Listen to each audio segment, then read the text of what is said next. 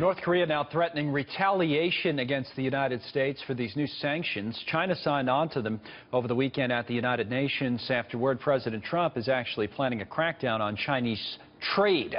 So, did that help in terms of getting China on board? Swiss America's chairman Craig Smith is with us. Smart Trade Pro founder Dr. Barton is also with us. What do you think, Craig? We talked about that a lot last week, that all of a sudden we're going to see a new President Trump who's kind of back to the future, back to the campaign talk. I'm going to get tough on you, China, when it comes to trade. Do you think it helped with this in North Korea? Boy, you know, I'm not sure, Connell, but I got to tell you, it's interesting how he called for this investigation and then postponed that meeting on Friday, and next thing you know, the Chinese and the Russians are both at the table signing these agreements for the sanctions. I think China in the past has given overtures that they were going to crack down, but, you know, they've allowed really North Korea to do whatever they want. And I think the big issue here is we got to keep in mind that this Kim Jong-un and his father are willing to allow millions of people to starve in North Korea if that's what they have to do to get to their end goal. Right. And the 800-mile border with China could present a real problem because that part of China is not a rich part of China. It's a very poor part. So there are a lot of moving pieces here. I suspect he's going to get China to cooperate with him. It's just a question of if they will really knuckle down this time. So what does it mean then, DR, I think if, you know, to Craig's point, you do have a leader in North Korea who doesn't operate at the same level that all of us do and is willing to just let his people suffer. And, yeah, you say you're doing all this damage to his economy, and the guy doesn't care. And in fact, maybe even more provoked by that. Maybe we're having are we even close to a point where we're having a serious talk about the real threat, not the rhetoric, the real threat of nuclear weapons being used?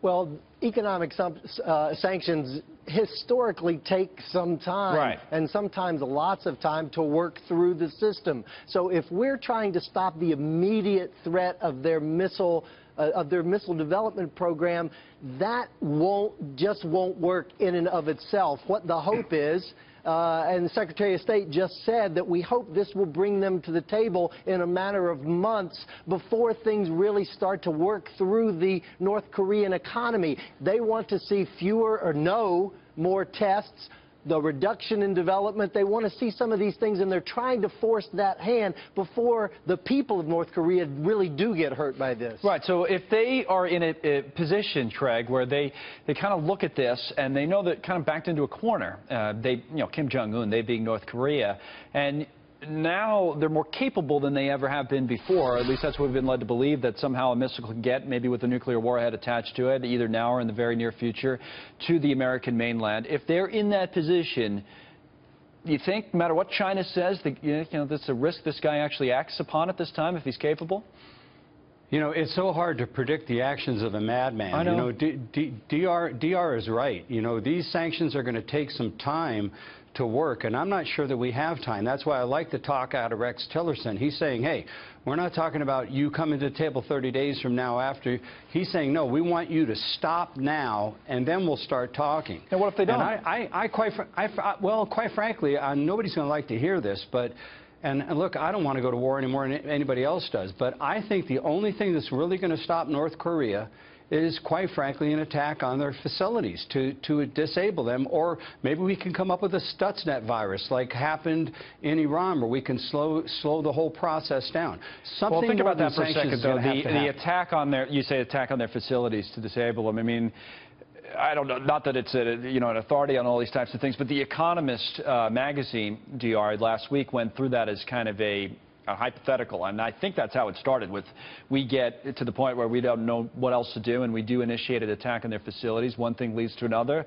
Next thing you know, the guy does actually fire off these missiles that he has hidden in some mountain somewhere, slips through the cracks, and it either hits an American base somewhere or hits one of our allies somewhere, and then, you know, you can't even talk about how damaging that would be. We don't even want to talk about how crazy that would be. It would be nuclear war.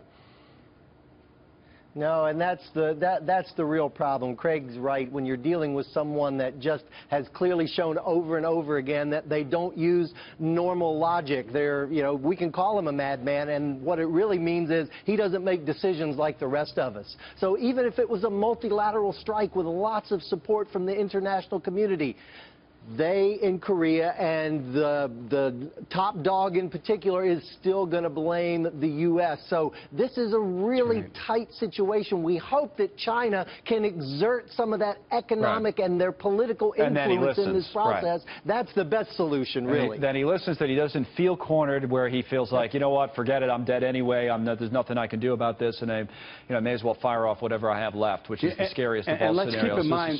Yep, go ahead, Craig. And let's keep in mind, Connell, we do have the THAAD system that's working rather well. We do have defenses in that part of the region. So just to think that he can launch a nuclear strike on us, there's no indication that he can put a nuclear-tipped warhead past the South China Sea. Right, he couldn't get it through. That's obviously the hope. It's a fair and a good point. Thank you.